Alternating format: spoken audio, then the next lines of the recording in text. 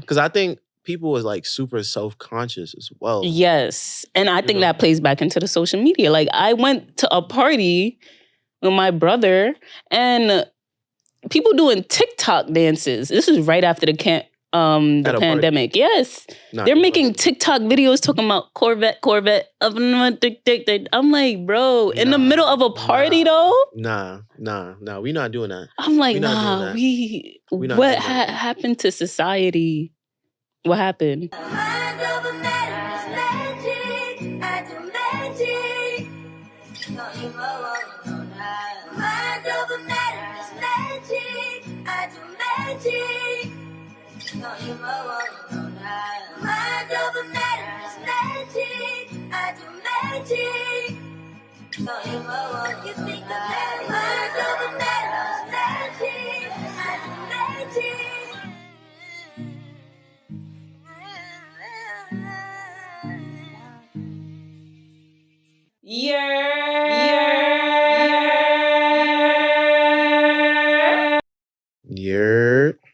You gotta say it with your chest, like you really from here. I didn't feel that.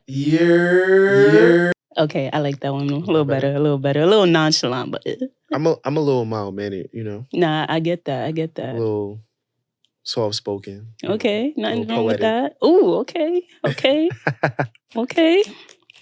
Welcome to Mind Over Matter, baby. I'm your host, DEJA, and if this is your first time joining me, welcome. If this is not your first time joining me, welcome back. I appreciate you. Shout out to you. You real, you loyal. I appreciate you. Episode 73, Big 73. Big 73, not the little. And I have a lovely guest, as you can see, as you can hear. Yes. Welcome. Thank you for joining me. Thank you for having me, DEJA. On this rainy day. Yes, very melancholy, very somber, very doomsday-esque type of day. Yeah. I'm JaJuan Malachi. I'm a culture journalist. For those of you who do not know me, currently I am a staff writer for Blavity, and we're here to talk about some good stuff. Yeah, some interesting stuff. Yeah, let's get into it. Today, we're going to talk about just your perspective on the New York City party scene. Yeah. Clubbing. Yeah, so... Are you a party person? Are you not? Like, we're going to get into all of that in today's episode, okay? Okay. All right. Let's do it. Let's get money. Let's get it. Kick back, relax, and enjoy this episode. All right, so like... Fuck this laptop, honestly, because I really want to get into it. Yeah, let's hop in. Are you a party goer? Yes. So to say I'm a party goer is actually a severe understatement because I want to say from like Thursday to like Saturday evening, Saturday night, into Sunday in the wee morning hours. I'm out and about, and whether it's in the form of, going to a party, going to a social mixer, going to a professional event, I get invited to a lot of those type of things. Happy hour, the list goes on. More often than not, I'm going to be there attending. And also, just to add some context, I'm a very avid socialite. I'm very much a social butterfly. I don't like tense up in social settings. I actually feel like social settings are super liberating for me. Okay. You're a rare kind in our generation. I feel like a lot of people are more on the antisocial, introverted side. Nah, it's definitely not me at all. Yeah, I could see that. Yeah. And it's interesting because we actually met in that setting. Yep, in a party. Yeah. Shout out to Beautiful Faces. Yeah. What was the location again? Williamsburg, Scott Street. Yeah, Scott Street. Yeah, that venue was fire. Yo, that venue was a movie. And that was actually my second time going there. And now their first venue was wavier than the second. No, damn. Well, I didn't go to that one. I don't know. Their venues are always fire, though. I'm not going to lie. Yeah. I mean, yeah, for the most part. I had went to an all-white one the summer before, and Jay Critch was in there. It was like, Oh, that's fire. Yo, it was a vibe. That was the first time I actually seen like shrooms, like a bunch of shrooms in a bag. I'm like, oh my God, what is going on? I'm scared. That's like my type of vibe.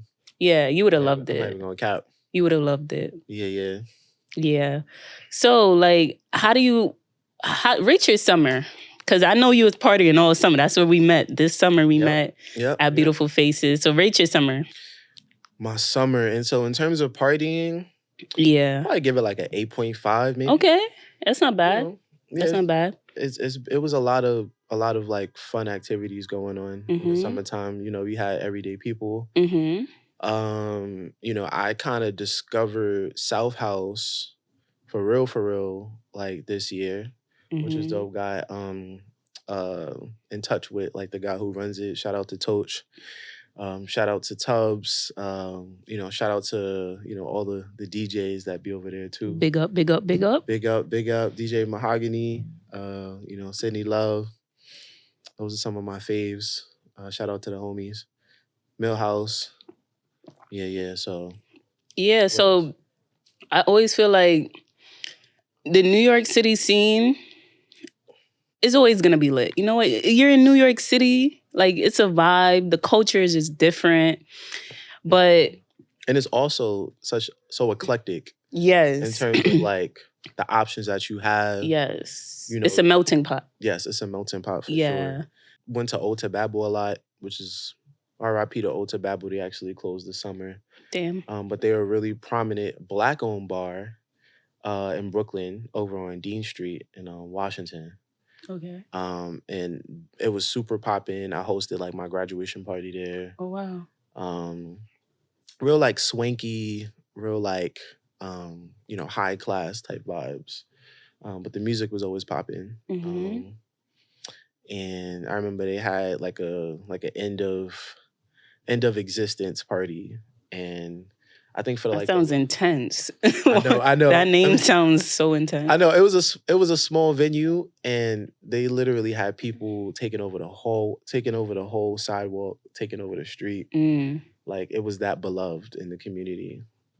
Yeah, right down the block from Brooklyn Museum, man. You know, I had some good nights over there. You know, spent a lot of nights at Lot 45 over in Williamsburg. Okay, yeah, I heard it there. Lot 45 is like a mainstay, common spot that I frequent. Where else? Elsewhere was another venue I occupied. So if y'all looking for New York City clubs, just go to this guy. He's dropping all of them right now. Like, hit me. You don't got to go to TikTok or Google search. Nah, you don't need to do none of that. He gonna tell you where it's popping for sure. Yeah. I think we're kind of opposite ends of the spectrum, which is very interesting in this conversation because I don't think I'm a party goer. Yeah. I enjoy parties. I am not a party goer by option. I think in essence, like naturally, I like partying. Like it's fun for me. I'm not like, oh, I don't want to go out. I want to go out. But for me, I think it's more so I am like, I want to go out for like a purpose. I'm very spontaneous, but at the same time, I want to know that it's going to be lit. Party's not lit, then why would I go? I agree. Yeah. You seem like someone who's very deliberate and very calculated about their moves.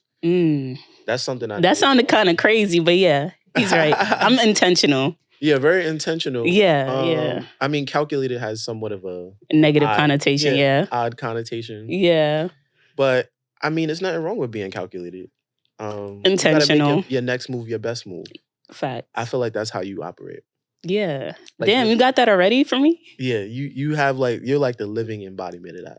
Oh, snap. Okay. I'm gonna take that how I take it. I don't even know. Like, I still need to sit with that. Especially as a female, I think party going is a little different. Yeah.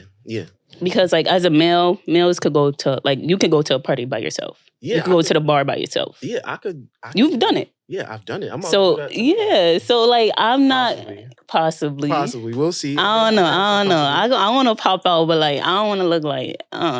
You look great. I look great, but like the drip is dripping. The drip is dripping. I might go out there. The drip is doing what it needs to do. But yeah, I feel like for females it's different. Like we cannot go out by ourselves. Like that's dumb. That's like No, don't do Yeah, that. yeah. That's like a Lifetime movie. You're going to end up on first 48. Yeah. So don't do it. Mhm. But yeah, I think males get to explore that realm a little bit more freely. Like, you guys aren't getting touched by strangers Yeah. as much as us and stuff. So Yeah. I do look at parties in a bit more calculated way, as you said before. Yeah. So yeah, I it's mean, interesting. To speak to that, I mean, I feel like men are a bit privileged in the party space. You know, I've heard from my female friends about, you know, the inappropriate touching, you know, sometimes the obscene gestures that take place in the club. Um, and I gotta just say that I definitely don't condone any of that. I think that this post-pandemic world that we live in, a lot of people haven't sort of developed the skills necessary to, you know, interact with women in that sort of environment in an appropriate way. And I think that that's something that, you know, a lot of men should work on, for sure. I mean, for me, you know, when I'm in those type of environments, I like to be very forthcoming with my intention. Mhm. You know, I like to be vocal before I even touch you. You know, that's not even a thing. That's not even my like approach. Like, I like to ask you, like, would you like to dance? You know, would you like even to like talk to me? Like, I mean, I kind of gauge the temperature before I go ahead Yeah. and make that sort of like full-fledged You're a pursuit. gentleman. Yeah, I'm a gentleman, and Mhm. it's crazy because I have that approach, but then, you know, sometimes it don't work. Sometimes, Mhm. you know, I get like a bevy of different type of responses in the club. Mhm. Um, I think, you know, one is that, you know, one like response I get is that, you know, maybe the next song we could dance. Maybe not at this particular song, but maybe the next song.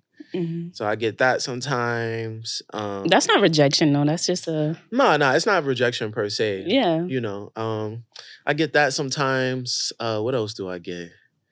I get, oh, I'm with my friends right now sometimes. Mhm. But, you That's know, funny because I use both of those. yeah, I get that. What else? I mean, sometimes I get a plain no, and that's Mhm. cool too. I think the key is to not take anything personal though. Yes, yes.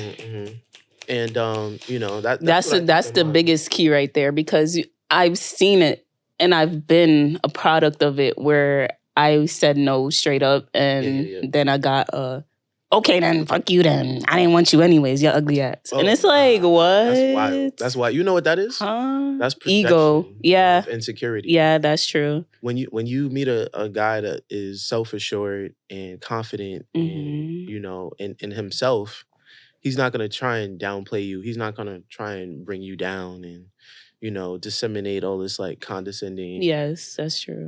verbiage, and, you know, like, those are people you didn't want to rock with to begin with, and they just showing Exactly. you Exactly. themselves in that And moment. that's why I said no from the start, you know? Yeah, like, nah. I mean, you're Yeah. doing better without him. Exactly. Yeah. I mean, can I curse on here? Yeah, of Oh, okay, course. Fuck shit, bitch, nigga, sit. Fuck him. That's what I said. Fuck him. You didn't need him to begin with. Yeah, Better off without him. But, exactly. mhm. How do you feel about like social media generation when it comes to party? Because Oh yeah, even like pretty beautiful faces, yeah. it feels like everybody on my Instagram and TikTok was there. You know what I mean? Yeah. I also want to also just put into perspective that Beautiful Faces was arguably the single best party I went to this summer. It's definitely top 3. And that's top crazy because that's the 5. only like party I went to for real. For real? Well, we met at a good time because, Yeah, that was the only party I went to this summer. oh, that's crazy. Yeah. I was having. That's why I said I go with intentions because I knew it was gonna be lit. Yeah, nah. It was like I was like a kid in a candy store in that party. That party was lit. Yeah, I mean, you know, the gender ratio was pretty proportionate. Mm-hmm. The vibes were vibing. It was the start of the summer. Like the anticipation was in the air for summer 2023. Like everybody was ready to just have a good time. That was the perfect embodiment of like what a quality party looks like. Yes, for sure. For sure. I feel like majority of the parties are, you know, decent. They're not good or great nowadays. Like, if we're gonna keep it a stat. Yep. I think that going back to what you were saying about the social media era, I feel like a lot of people go in there with the intention of, broadcasting what they're doing. Yes. I mean, everybody, like when you see certain parties on Instagram, you get this automatic impression that, wow, like they're having such a great time. Depending on how they're like depicting it. And, I mean, sometimes it be lit, but sometimes it don't be lit. Like, to be totally frank. Sometimes it just looks that way. And it kind of just goes back to like this whole they're just good at capturing it on camera. Yeah. And you know how I know this is true? Like, Beautiful Faces, this summer, that one party I went to was really good. But I have like great gauge on parties because like I've partied outside the country. Yeah. If you party outside of America, like it's a different vibe. Like if you go on a cruise or something, or like if you go to like an island or something, it's a different vibe. Like I've partied in Jamaica before, and that is like, my standards are very high when it comes to, because I've seen. You've seen what it could get to. Exactly. And what it should look like. You have people from 70 to 13 all dancing. Yeah. And they all know how to dance. I don't know how, but they all know how to dance. And it's just a vibe. Like, you feel the spirit. You don't feel awkward. You don't feel like, oh, let me try to look cool and text somebody on my phone because I don't want to socialize. Yeah. It feels so comforting. Yeah. It's just like nothing I've ever experienced here. Ever. But Beautiful Faces is the closest thing I ever experienced to it. Well, I mean, shout out to Beautiful Faces for sort of far. Damn, they got some free promo here. Yeah, they get some OD promo. I actually met like one of the guys who run Beautiful Faces. It's like dope. Like some brothers. Yeah. I've dead forgot. It's so obvious it's some brothers that runs that. Oh, yeah. It's a group of brothers. Shout out to them. Oh, so they're actual brothers. I thought you meant brothers as in black people. Oh, no. Oh, yeah, they black, but. Yeah. Okay, they're actual brothers. That's actually cool. Okay. So, I think another thing that I think about when I'm going to these parties is like, and it's dope to have like you here because I wanted to get the female perspective because, I can only go off of my perspective when I'm in a club. But I want to know, like, what is the goal when you're stepping in that club? Ooh, that's really, a good question. That's really what I'm trying to get to the root of. That's a good question. Is it just to have a good time solo dolo? A good question. Have a good time with your shorties, with your homegirls? Is there ever any inclination to meet somebody? Okay. Like, is that roaming through your minds? Because y'all gotta know that somebody's gonna approach y'all. This is my opinion. Straight off the bat, I have to say that because I know social media loves coming for people and their opinions. But of course, everybody's gonna have their different reasons for going to the club. We're all different. Yeah. But me personally, I go to the club because I want to have a good time.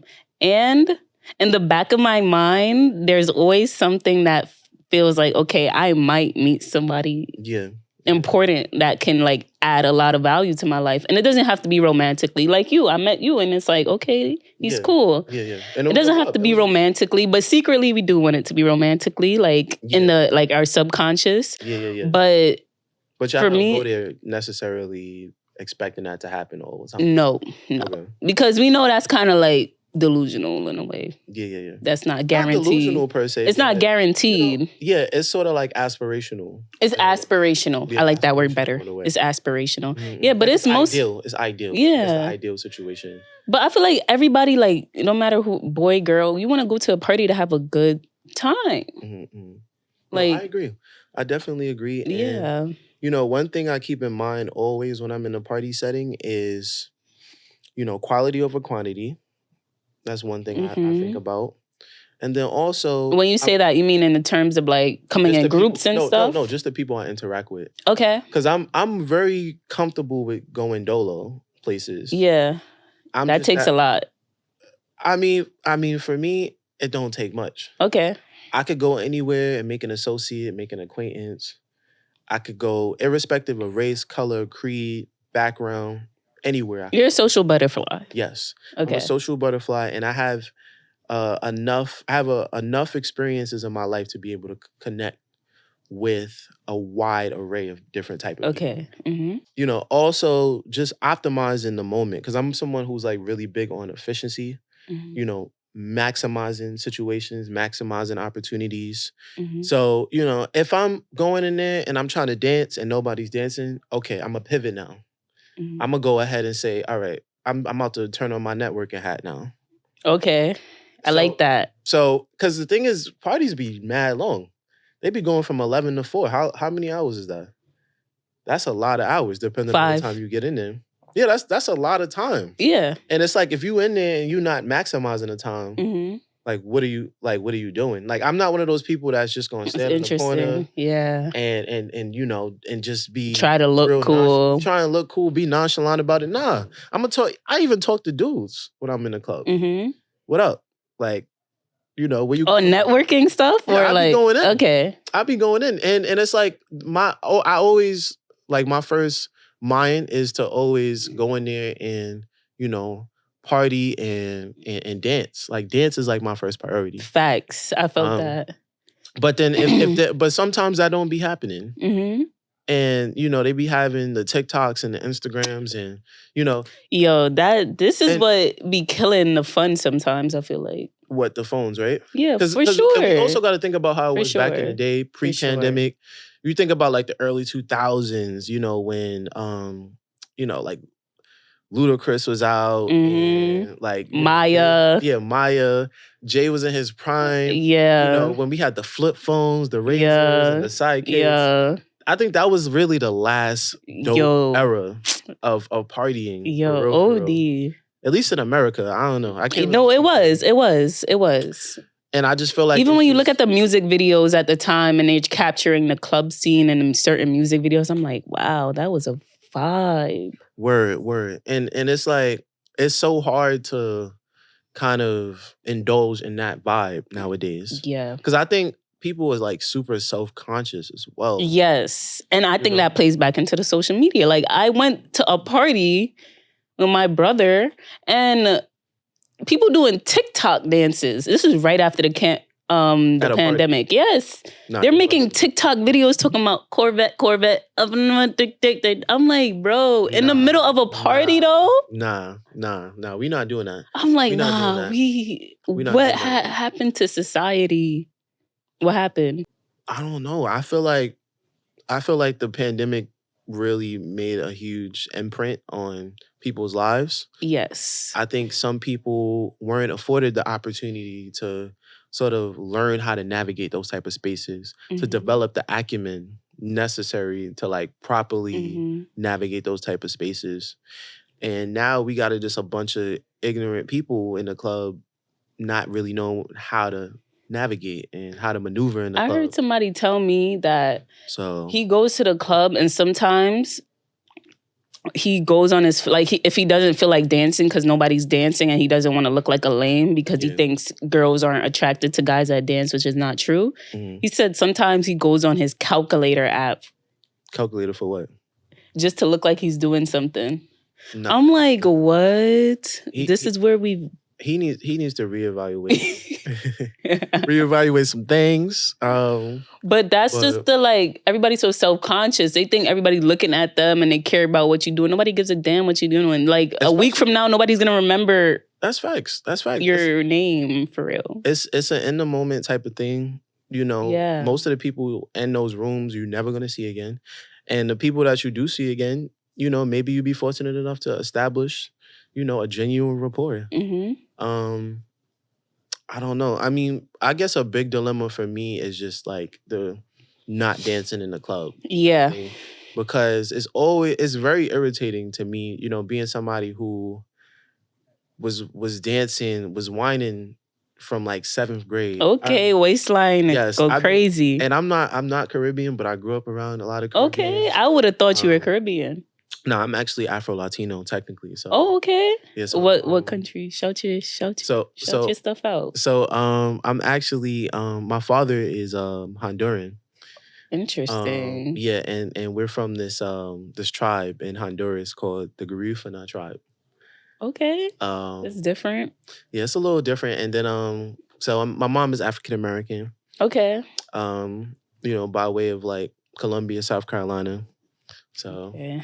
yeah, I'm a mixed Yeah. breed, so to speak. And then also I've grown up in New York my entire life, and so Caribbean culture was very embedded in my upbringing. When I even go back to middle school, I think about I was dancing, I was whining in 7th grade. Like they used to have parties in the lunchroom. Yeah, facts. Same. And then they used to get rid of all the tables.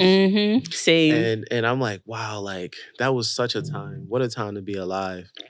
And I'm accustomed to that type of stuff. And then, growing up, even going to high school, I went to Christopher Columbus High School in the Bronx. So, going to high school, they used to have parties in the gym. And, in those moments, I didn't know. I mean, my objective was to have fun, but also having that experience allowed me to have like my training and how to navigate those party type of spaces. Yeah. How to approach a girl. That's so funny properly. because damn, we live the same life. All us inner city kids, we live the same life. That's crazy. Yeah. Because I was partying from pretty young too. Yeah. But I didn't even know it was partying until I got older. I just thought it was like regular life. Like, it's Friday, like they're having this $5 team pasta thing. Yeah. Like, in somebody's backyard. Why not? Why not? Yeah. And, also you got to take into account the fact that there's so many people in New York that come from different places. We have so many transplants. Facts. And I'm not saying that in a negative way. This is just an objective reality. It's a lot of transplants out here. And, everybody has like a different perspective on dancing and stuff like that. I don't know if you remember, the whole situation with Chance the Rapper. And I do remember you remember that he was in Trini, he was whining. Yeah. Some people was talking about he was cheating on his wife. And me personally, I'm like, y'all bugging. Me personally, I wouldn't look too deep into it because I am Jamaican. So I wouldn't look too deep into it. You know what I mean? It's just a dance. But I can see why people who aren't familiar with that culture will look at it a certain way. I understand both sides of it. No, I understand too.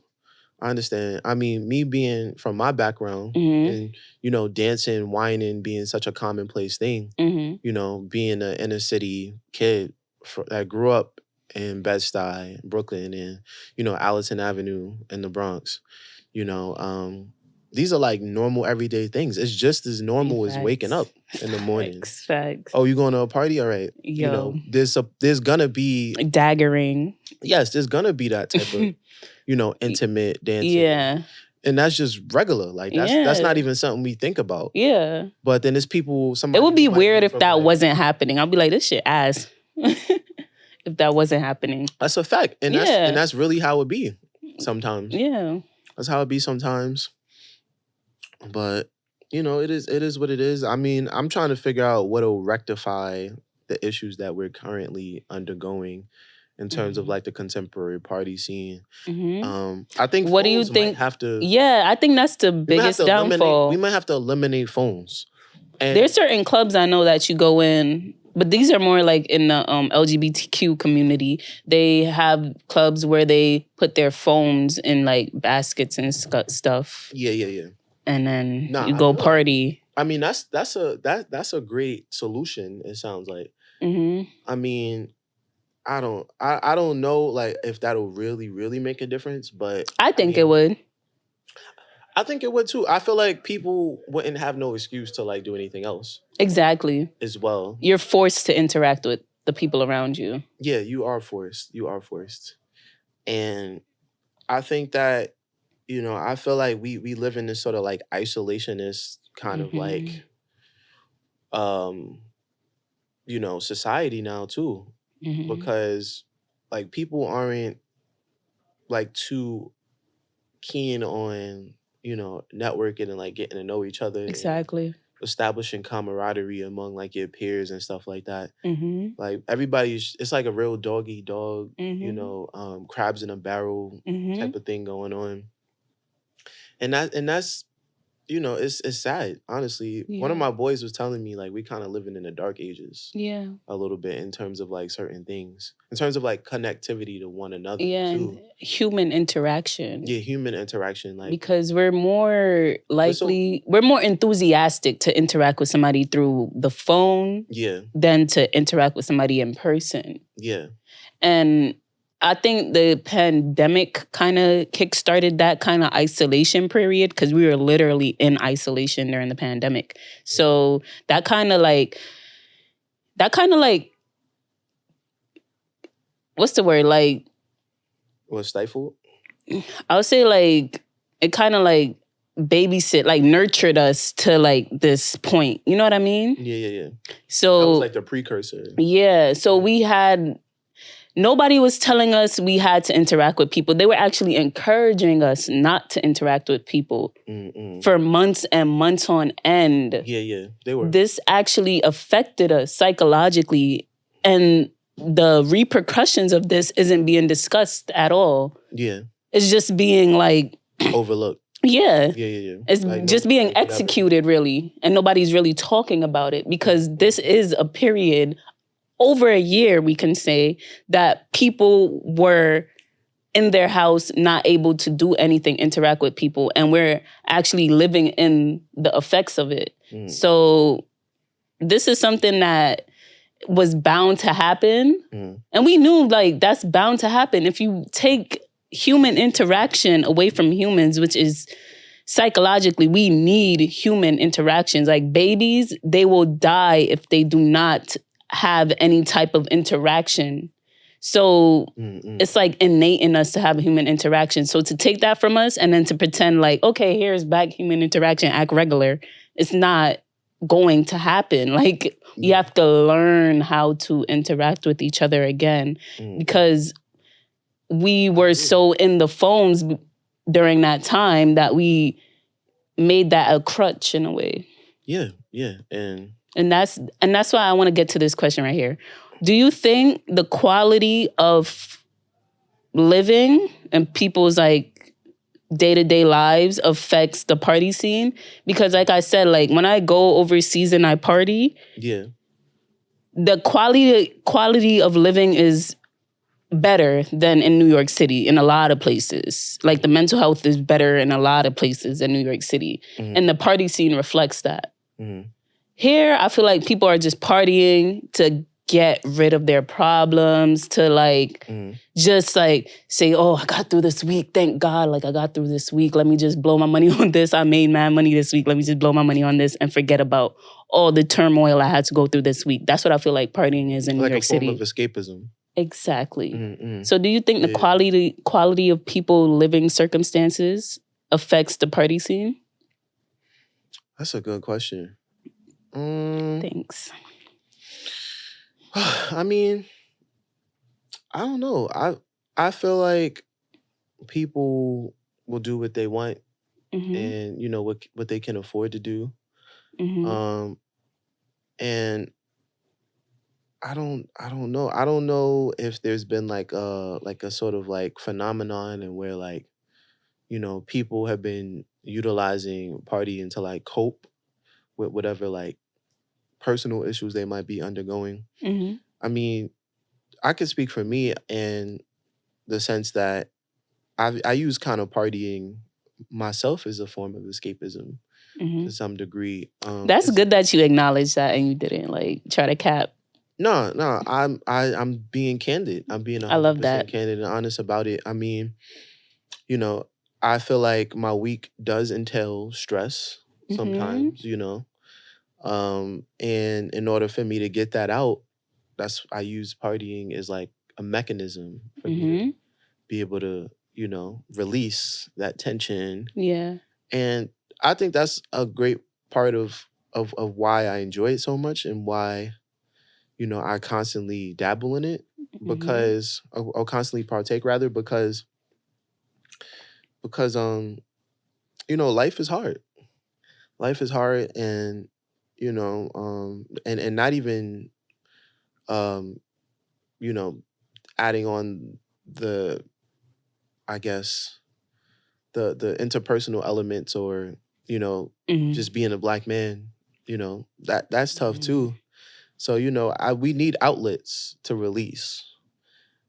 We need outlets to have that catharsis. Mhm.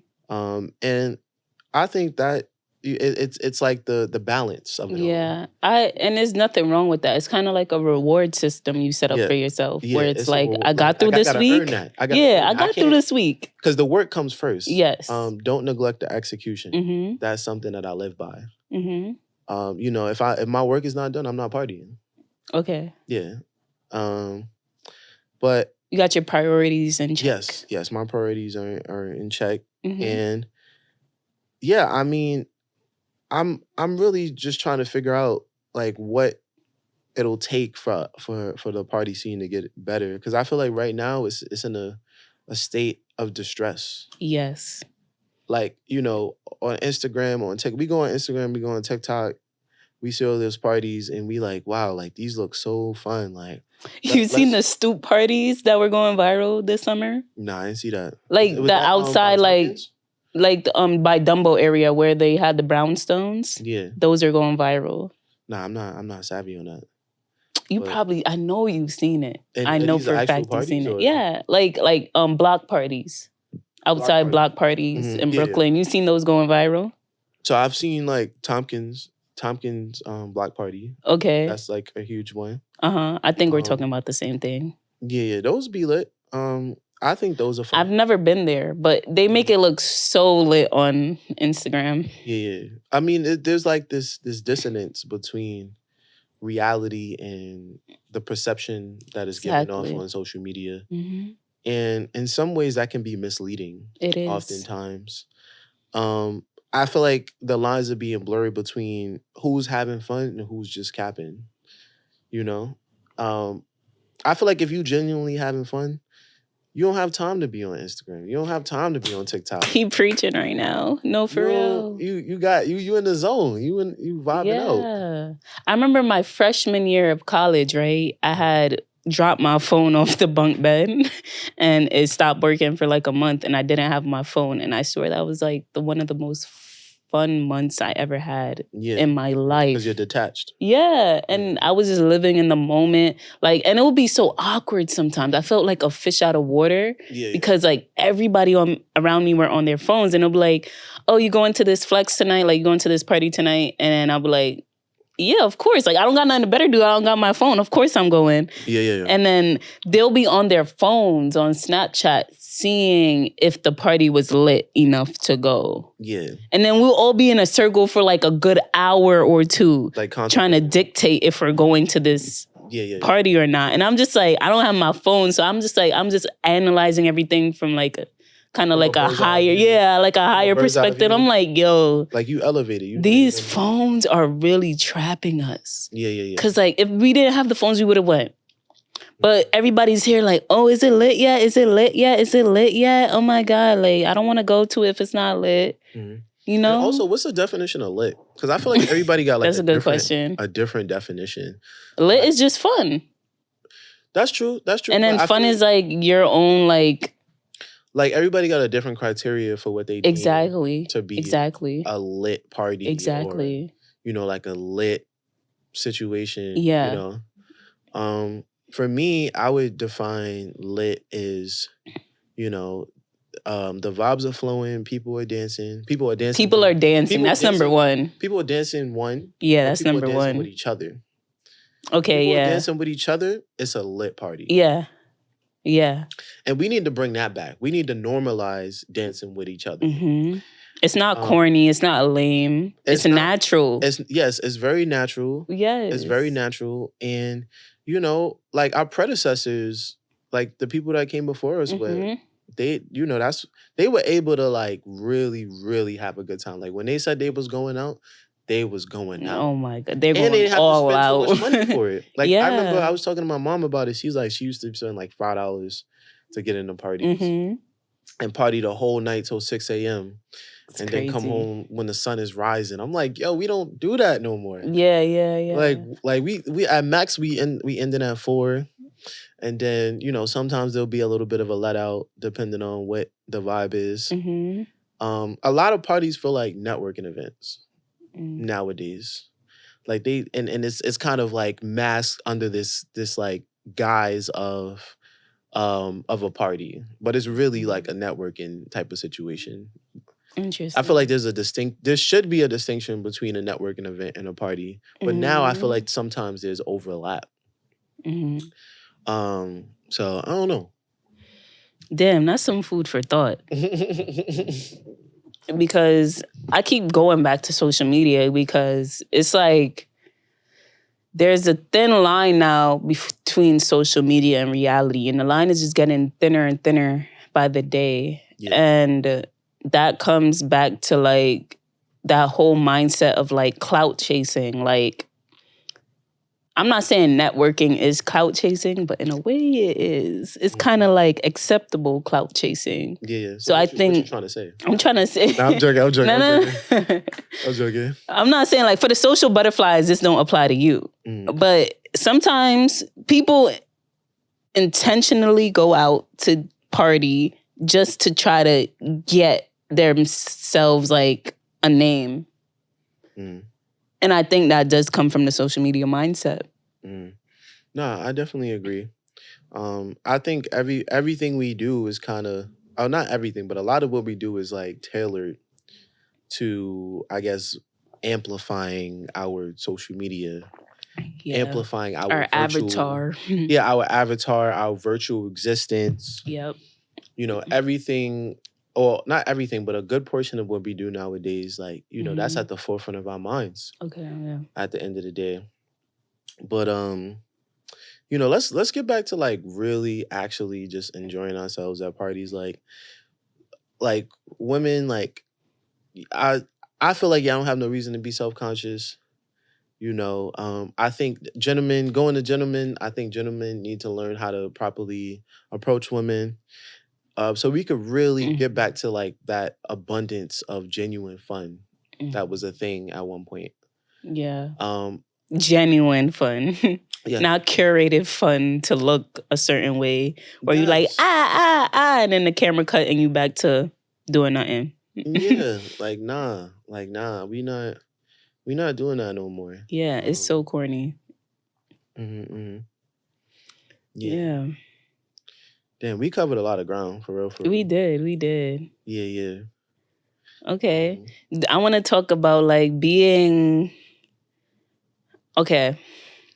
Do you think that people can be aware of themselves and conscious and still be like a party head? Because there is a negative connotation that I see that is highlighted a lot in the party scene where it's like, okay, if you party every day, like you don't love yourself, or like if you party every weekend, you're kind of like, every day is OD. Every day is different. If you party like frequently, there's a negative connotation where it's like, okay, you're lost. You don't really know yourself. You're just trying to escape or whatever. Do you think you can be conscious and still be like a party person? I very much believe so. Okay. I think that is a pure misconception. You can you, it's like the concept of like, can you chew gum and walk at the same time? Okay. Like you can. And there's people out here doing that. I mean, everybody has particular preferences. Everyone has particular interests. We shouldn't be yucking anybody's yum. Yeah. At the end of the day, like people just don't judge people. That's what you're trying to say. Yeah, don't. I never heard that. Say that again. Don't yuck my yum. And yuck my yum. Don't yuck my yum and don't judge me, because shouldn't be yucking anybody yum. If you like chicken, like who am I to say ew? Yeah. Why you like that? Okay. Yeah. Like no, that's not my place. I think there's like a lot of like judging people now too, especially within the party setting. Yeah. Like, nah, we don't need to be doing that. Like, they came out just to have a good time. Exactly. I think people be taking themselves too seriously too. That's it. That's really what it is. Yeah. That's exactly what it is. Because like now, like a little dance is like you're looked at as you're not masculine. Yeah. Like, come on. Yeah, like you're sassy. Like, what the hell? Shaking your hips is sassy? No, they're having fun. They're having a genuinely good time. Why are you so upset? And that goes back to like the whole insecurity thing.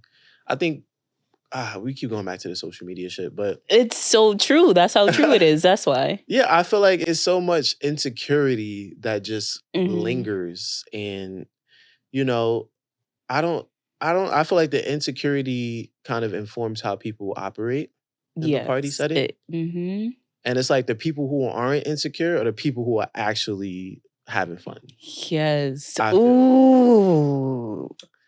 You know, but then there's so many people who are insecure who want to play judge and jury to everyone else who's actually having a good time. If you got enough time to be talking about, oh, why you dancing? Why you doing that? Yo, why I never thought of this.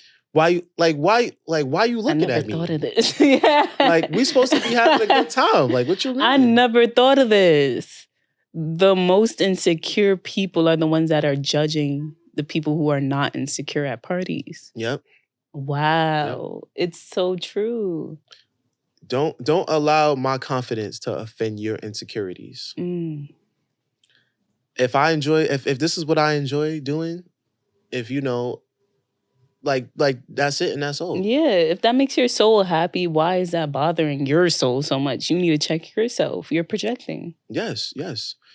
People, if they can't do something, those are the people that want to bring you down. Because the thing is, when people is up, those are like when you genuinely up, you want to see other people win too. Yes, it makes me cheese. I'm so happy when I see it. When you genuinely up, yeah, I'm just smiling ear to ear. You should be able to root for your friends. You should be able to, like, the moment your friend is not rooting for you, that's not your friend. Like, point blank. In every circumstance. Yep, in every circumstance. And I actually have a personal anecdote. This year has been like super transformative for me in terms of like life and career. I love that.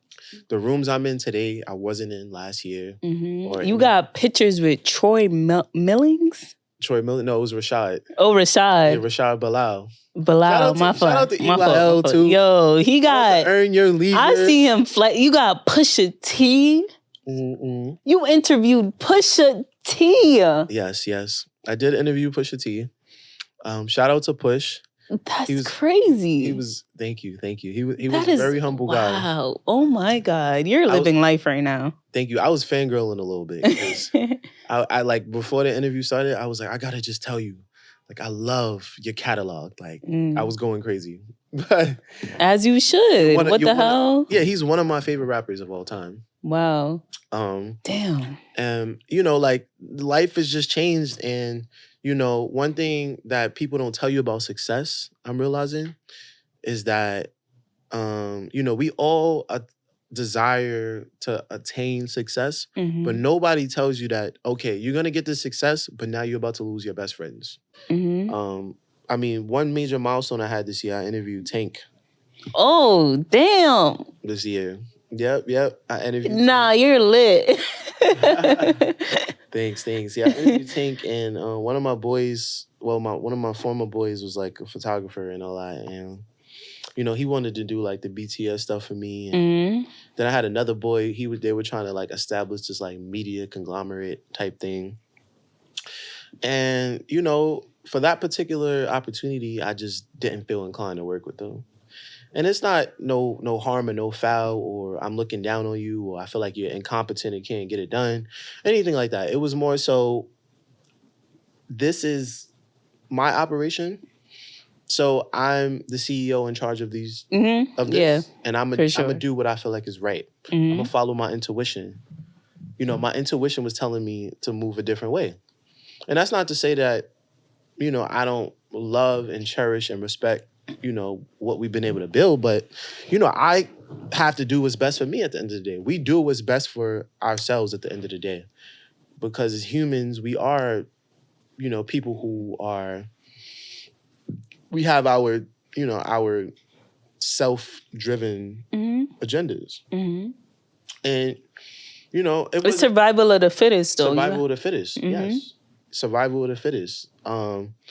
And that's not to say that, you know, we couldn't have worked in the future, but for this particular opportunity, it just didn't work for me.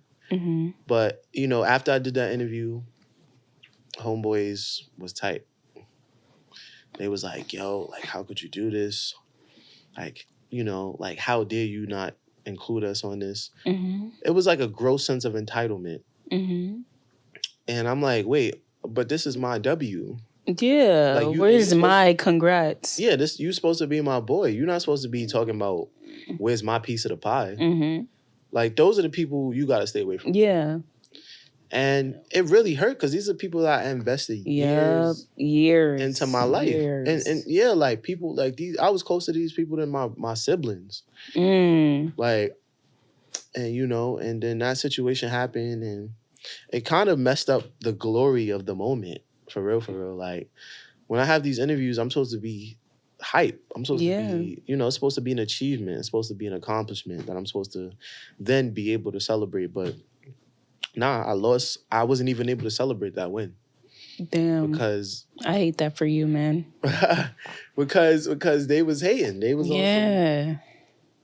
on some real emotion. And it's crazy because it's like, it's not like you weren't adding value to them in different ways. No, those are my boys. Yeah. Those are my boys, and I would do anything for them. Mm-hmm. But they can't see that. Like, that, the value added to them in a different type of way, like even if it's an inspirational kind of thing, is diluted because of their perspective.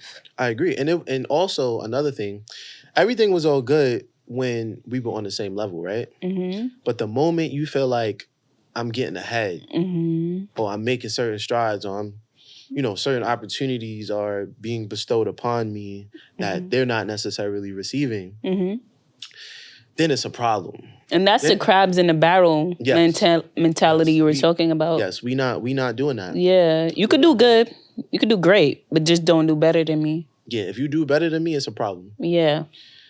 And I feel like this is something that needs to be spoken about. I feel like oftentimes we don't talk about these concepts. It's a real life. This is real life. Like, it's fucked up, man. And I feel like anybody who's striving to achieve greater than is gonna have to deal with this. Yes. If you strive to achieve, it's one thing to strive and achieve it, but if you actually get there, it's like, wow, he really did that. Yeah, nobody talks about the life when you get it. Yes. Nobody talks about the discipline you'll need, the wisdom you'll need to navigate that world. Yep, the discernment. Yep. Who should I work with? Who shouldn't I work with?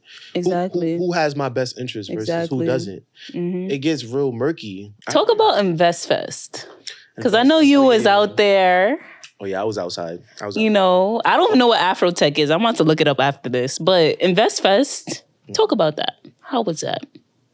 So InvestFest was a 3-day festival in Atlanta, Georgia. It was it was a business conference, primarily for, you know, the Black community. And there was a lot of heavy hitters in the building. From Diddy. Yes, Diddy was there. Shout out to Diddy. Diddy actually gave Earn Your Leisure $1 million. What? He gave them $1 million when you know, Earn Your Leisure was sitting on this couch. Where? When? When they recorded their podcast. Oh, that's crazy. I didn't know that. But yeah, shout out to Earn Your Leisure. Shout out to them. Shout out to Rashad, Choi, all of them. You know, Ian. Facts. Yeah. All of the homies that's really holding it down for the culture. Yeah. You know, shout out to them. But it was Wall Street Trapper. Yes, Wall Street Trapper. Who else they had there? They had Steve Harvey there. They had Maverick Carter. LeBron's boy was there. I think they had Mayweather. Did they? No, they didn't have Mayweather. They had Robert F. Smith. Okay. The richest Black man. Yep. In America. A lot of people don't know that. Yep. The richest Black man in America. And Who else they had? They had a bunch of people there. They had Paige Cherie there. I think they had Jada Waiter, if I'm not mistaken. Nah, they didn't have. They didn't have Jada Waiter. Nah. I'm thinking of old episodes they had. Terrence J was there. They had this one dude, Humble.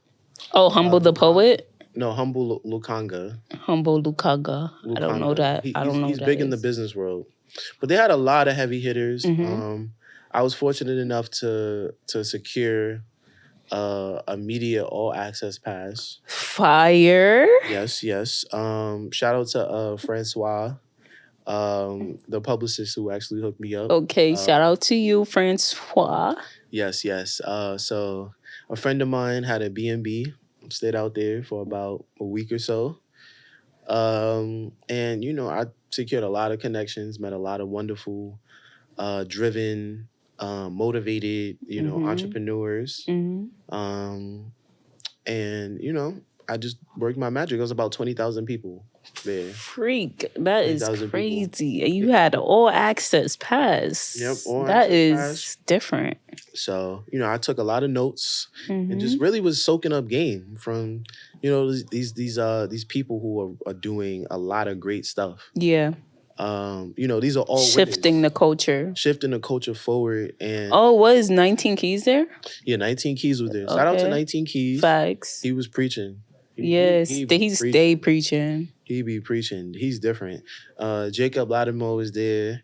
They had VIP night. Shout out to VIP night. That was a vibe. Okay. They had Ja Rule was there. Ja Rule. Yeah. Ashanti too? Nah, not Ashanti. I guess Ashanti wasn't in the budget. Oh, damn. But it was a vibe, though. It was a vibe. Nah, I could tell it was a vibe. Like, damn. It was a lot of heavy hitters. I met a lot of dope people. And, I was just honored to just even be in a space, like, to be invited. Being a staff writer at Blavity has been such a transformative experience for me in a lot of different ways. Like, in terms of opportunities, like, like, for example, I was able to cover the Governor's Ball, which is a 3-day music festival. And they had DEJA and Ice Spice there, I know. Nah, DEJA wasn't there. DEJA wasn't there? Nah, I don't think so. She wasn't on the lineup? Nah, she wasn't. Oh, my fault. They had wrong Governor's Ball. No, it's cool. They had Giveon, Ari Lennox, Kendrick. Ooh, Ari was there? Who? Ari. I love Ari Lennox. Oh, yeah, Ari was there. Okay. She was fire. Sexy Red, actually. Oh, wow. That's random. I told you Ice Spice was there. You said no. No, you said somebody else just now. I'm bugging. Oh, Doja Cat. Yeah, Doja Cat. Oh, yeah. I did say Doja. My bad. So shout out to Blavity for changing my life. Honestly. Blavity has changed my life. I'm going to CultureCon next weekend. Oh, yo, you're lit, son. Yep. Nah, this guy is outside, not in. Yes. So I'm not a very pretentious individual, but talk your shit. I have to just talk about the blessings. This is amazing. I love this for you. Thank you. So I'll be at because as a journalist, see me? I'll at your boy. As a journalist, like I really admire what you're doing right now. Like this is exactly where I would envision myself being, and it's on some inspirational timing, not jealous timing. No, thank you. You're really and I saw. You was doing your thing too. And I was like, I'm trying. I have to tap in. I'm trying, Like Mind Over Matter is really is a movement. And it's making waves. I'm trying to make the best of my 24 hours, Nah, I feel you. And, I'm sorry about what your friend was saying. About you not making this investment because newsflash, you're gonna regret it. Exactly. So, that's all I got to say on that. Yeah. I think environment is everything. Like, doing this in my room compared to doing it here is a whole different it's a different atmosphere. Yeah. You know, I want to set the tone for my future. I want this to be natural to me. I don't want this to be foreign to me. Yeah. This has to be like an everyday to me. I want to live right now, like as my future self, you know? Yeah, I agree. So this is work to me. This will be my future job. Yeah, I agree. This is intrinsic. This is intrinsic to your day-to-day. Exactly. It's one day. I mean, I'm sure. We already 70 plus episodes in, right? Yeah. So this is already supernatural. Like, like this is already like very organic. Yeah. Being in this environment, sitting on this couch, talking to people feel like real myself. comfy. Yeah, it's a vibe. But I'm honored that I inspire you in a positive way. No, for real. And like I told you off rip. Once I seen your Instagram, I'm like, nah, I have to DM this guy. Thank you. Yeah. Because you're really doing your thing. Like journalism is not easy. It's not easy. I write 2 to 4 articles a day for my job. I cover matters of entertainment, culture, and music. And 2 to 4? Damn. Yep. So I wasn't even doing that in college. Yeah, I be cranking them joints out, and then interviews as well. Like a lot of like dope interviews in the works. I can't really speak too much on what's going on, but NDAs. You what happened? The NDAs. Oh, not yet. You're not at that level. You're not on that French Montana level.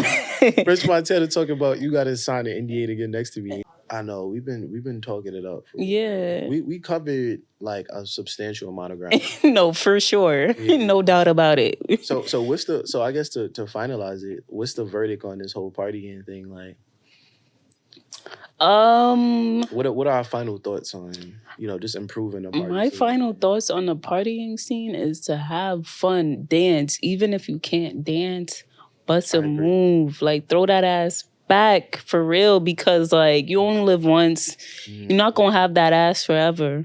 Throw it back on a real nigga. That's a fact. What's your final thoughts? My final thoughts are, let your inhibitions free. Let your inhibitions free, and go to a party and maximize it, and do what was intended, which is to actually have a good time. Like, don't just be capping for the gram. Don't be capping for the social media stuff. Don't be so performative. Yeah. Like, live in the moment and be a human. Be a human, not a robot. Be a human and stop judging.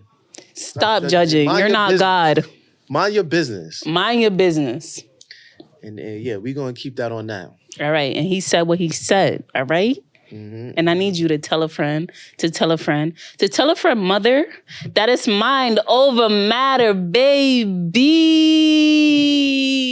Yes, indeed. Let's get it. All right.